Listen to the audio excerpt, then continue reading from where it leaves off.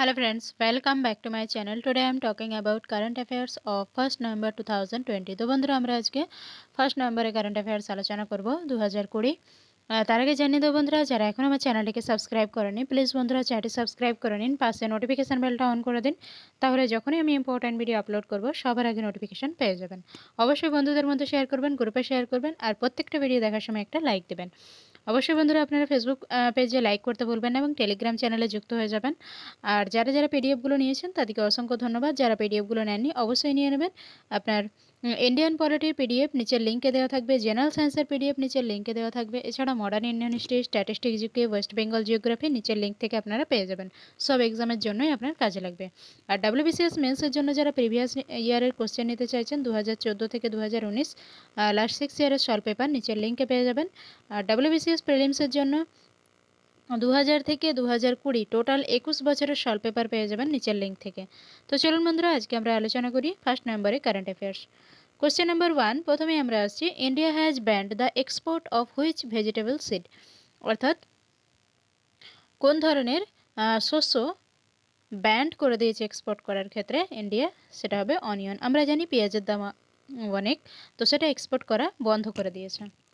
এরপরে আসুন দেখে নিই পরে question number 2, who is appointed as the new Central Information Commissioner of India CIS, অর্থাৎ central information commissioner of India নতুন কে জয়েন করেছেন, তার নাম হবে যশবর্ধন কুমার সিনহা। এরপরে আসুন দেখে নিই পরে question number 3, name the first bank in India to go live on the new account aggregator framework of RBI. Account aggregator framework of RBI কে, সেটা হবে IndusInd bank. Next question number, আচ্ছা ইন্ডাসইন্ড ব্যাংকের হেডকোয়ার্টারটা আমরা একটু দেখে নিই, headquarter Pune. Next question number 4, what initiative has been launch by the Indian railway to ensure the safety of women passenger in train. What initiative has been launched by the Indian Railways to ensure the safety of women passenger in train? Answer হবে মেরি সাহেলি। মেরি সাহেলি যে নতুন রেল হয়েছে তাতে safety of women passenger in train. Meri Saheli initiative that aim to focus the safety of women passenger travelling through train across all zone. যে কোনো জোনেই মেয়েরা গেলে তাদের জন্য সেফটি ফোকাস করা হয়েছে, নাম দেওয়া হয়েছে কি মেরি সাহেলি, ট্রেনের নাম মেরি সাহেলি।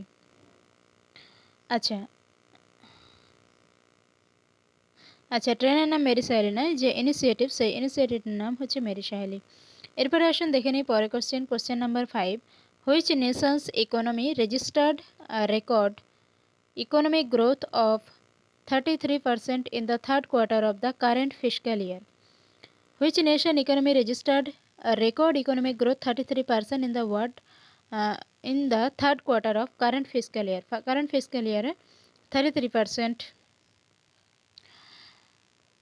ইকোনমিক গ্রোথ হয়েছে কোথায়, হুইচ নেশন বলা হয়েছে US economy has registered a record growth 33% in the third quarter, অর্থাৎ থার্ড কোয়ার্টারে আমরা জানি 4টে কোয়ার্টারে টোটাল ফিসক্যাল ইয়ার কমপ্লিট হচ্ছে, সেখানে থার্ড কোয়ার্টারে 33% রেকর্ড হয়েছে, তাদের গ্রোথ হয়েছে। The fastest pace amid COVID-19 pandemic, অর্থাৎ ডিউরিং কোভিড-19 আমরা জানি করোনা পরিস্থিতিতেও কিন্তু তাদের ইকোনমি বলা হচ্ছে 33% গ্রো করেছে, কিন্তু সেটা যদি ইন্ডিয়ার কথা বলা যায় 0%।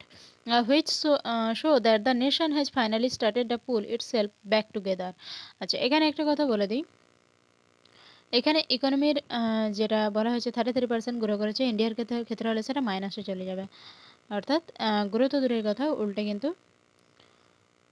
পরের question number 6, recently PM Modi has inaugurated the Arogya Van is when which state of country, অর্থাৎ কান্ট্রি কোন স্টেটে আরোগ্যবান যে ইনাগুরেটেড করা হয়েছে, আনসার হবে গুজরাট। আরোগ্যবানটা কি আমরা একটু দেখে নিই। Prime minister Narendra Modi inaugurated the Arogya Van in the Narmada district of Gujarat during his 2-day visit of state 30 to 31 October 2020। এরপর আসুন দেখে নিই পরে question number 7, which state has decided to set up post Covid treatment clinic. Post Covid treatment clinic অর্থাৎ Covid positive যাদের হয়ে যাচ্ছে তারপরে যে ফিরে আসছে তাদের জন্য কিন্তু কোভিড পজিটিভ অর্থাৎ পোস্ট কোভিড ট্রিটমেন্ট ক্লিনিক খোলা হচ্ছে কোথায়? কেরালা। এখানে একটু আমরা দেখে নিই। Kerala state health department has decided to set up post Covid treatment clinic across the state. Almost 10% of the recover Covid patient have reported serious health issue in the state. অর্থাৎ এখানে বলা হচ্ছে যে কোভিড পজিটিভ থাকলে অর্থাৎ corona positive থাকলেও থাকলে সে যখন করোনা নেগেটিভ হয়ে যখন ফিরে আসছে তারপরে কিন্তু তার হেলথের কন্ডিশন থাকে, হেলথ ইস্যু থাকে, সেটাকে রিকভার করার জন্য পোস্ট কোভিড ট্রিটমেন্ট ক্লিনিক খোলা হয়েছে কোথায়? কেরালা। এরপর আসুন দেখে নিই পরে question number 8। India held 8th joint commission meeting with which nation on 29 October 2020? Answer হবে মেক্সিকো। অর্থাৎ 8th joint commission meeting India যে জয়েন করছে সেটা কোথায়? মেক্সিকো। এরপরে আসুন দেখে নিই পরে question number 9। Central government decided to set up vulture conservation centre in 5 state which of the following is not one of those. এখানে একটা দেখুন ভালচার কনভেনশন অর্থাৎ আমরা যেটা শকুন বলে জানি, যে শকুনকে কনজারভেশন করার জন্য কিন্তু পুরো এর আগেও আমরা পেয়েছিলাম যে শকুন কনজারভেশনের জন্য কেন এটা থ্রেটেন্ড হয়ে যাচ্ছে বা আস্তে আস্তে এটা বিলুপ্ত হয়ে যাবে, এক্সটিংক্ট হয়ে যাবে, যার জন্য কেননা ভালচারে এই কারণেই যে বিভিন্ন ধরনের যখন বজ্র পদার্থ ফেলা হচ্ছে বা ধরুন বিভিন্ন পশু পাখি যখন মারা যায় সেখানে কিন্তু বিভিন্ন বিষ প্রয়োগ করা থাকে বা বিষ প্রয়োগের ফলে মারা যায়, সেগুলো কিন্তু ভালচাররা খেয়ে তারা বিলুপ্ত হয়ে যাচ্ছে, যার জন্য এই ভালচার কনজারভেশন এটাই কিন্তু মেন কারণ। এর আগেও আপনারা দেখেছেন বিভিন্ন নিউজে। তো এখানে তাহলে কোন কোন স্টেটে ভালচার কনজারভেশন হচ্ছে সেটা আমরা আগে দেখে নিই, তাহলে কোটাই হচ্ছে না আমরা পেয়ে যাব। আনসার দেখুন উত্তরপ্রদেশ, ত্রিপুরা, মহারাষ্ট্র, কর্ণাটক, তামিলনাড়ু। অর্থাৎ উত্তরপ্রদেশ, ত্রিপুরা, মহারাষ্ট্র, কর্ণাটক, তামিলনাড়ু এই 5টা স্টেটে হচ্ছে। বাকি এখানে যে অপশান দিয়েছে উত্তরপ্রদেশ, ত্রিপুরা, মধ্যপ্রদেশ, কর্ণাটক, অর্থাৎ এখানে মধ্যপ্রদেশটা হবে না, মধ্যপ্রদেশে কোনো ভালচার কনজারভেশন হচ্ছে না। এই ভালচার কনজারভেশন অ্যাকশন প্ল্যানটা কত থেকে কত চলছে? 2020 থেকে 2025 পর্যন্ত। এরপরে আসুন দেখে নিই পরের কোশ্চেন নাম্বার 10।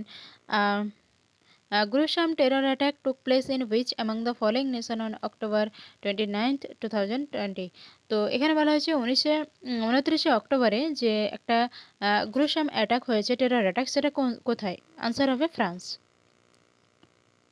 এখানে বলা হচ্ছে একটা fatal terror attack on the Notre Dame Basilica in Nice, France led to gruesome killing of 2 women and men.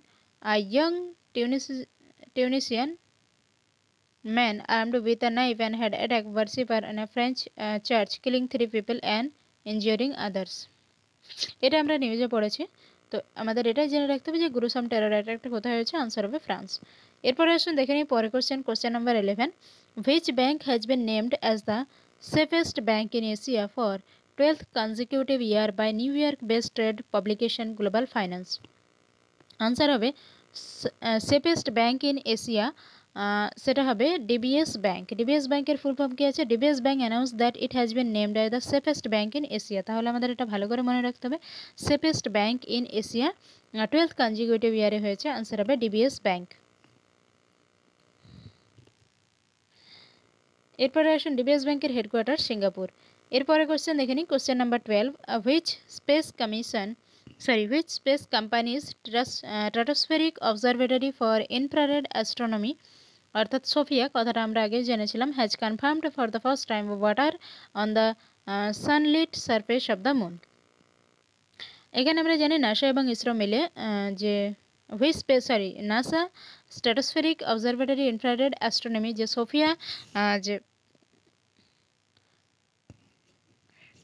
Sophia বলে যে সারফেস অর্থাৎ মুন সারফেসে যে লঞ্চ করতে চায় যে অবজারভেটরি, সেটা নাসা লঞ্চ করছে।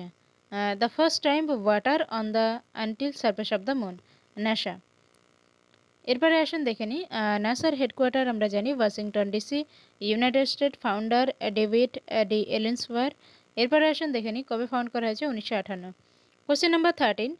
Which actor was honored with the Lifetime Achievement Award of the 3rd India International Film Festival of Boston? আচ্ছা IIFFB অর্থাৎ India international film festival of Boston late অর্থাৎ মারা গেছে যে একটার, আনসার হবে ওমপুরি। ওমপুরি পেয়েছেন লাইফ টাইম অ্যাচিভমেন্ট অ্যাওয়ার্ড, মনে রাখতে হবে আমাদের কোশ্চেনটা। এরপরে আসুন দেখে নিই পরের question number 14। Question number 14. Kesubhai Patel, who passed away, was the former Chief Minister of which state? Answer হবে Gujarat. Question number 15. What is the theme of 2020 World City Day? World City Day theme কি ছিল 2020-তে? Answer হবে ভ্যালুইং our community and সিটিজ। ভ্যালুইং our community and সিটিজ, এটা হবে world city ডেজের theme. তো বন্ধুরা, আজকে আমরা 15টা কোশ্চেন আলোচনা করলাম 1 নভেম্বরের কারেন্ট অ্যাফেয়ার্স। পরের ভিডিওতে দেখা হচ্ছে। পরের ভিডিওতে আমরা আলোচনা করব পলিটি, অর্থাৎ ইন্ডিয়ান পলিটি, যে আমরা পিডিএফগুলো দেওয়া হচ্ছে সেখান থেকেই আমরা আলোচনা করব ইন্ডিয়ান পলিটির একটা গুরুত্বপূর্ণ টপিক। আপনারা সাথে থাকবেন, সঙ্গে থাকবেন, আর অবশ্যই বন্ধুদের মধ্যে শেয়ার করে, গ্রুপে শেয়ার করে চ্যানেলটিকে সাপোর্ট করবেন। আজকের মতো এখানে, পরে ভিডিওতে দেখা হচ্ছে। আপনাদের কোনো অ্যাডভাইস, কোনো কমেন্ট থাকলে কমেন্টে জানাতে ভুলবেন না। আপনাদের মতামত গ্রহণযোগ্য। ধন্যবাদ।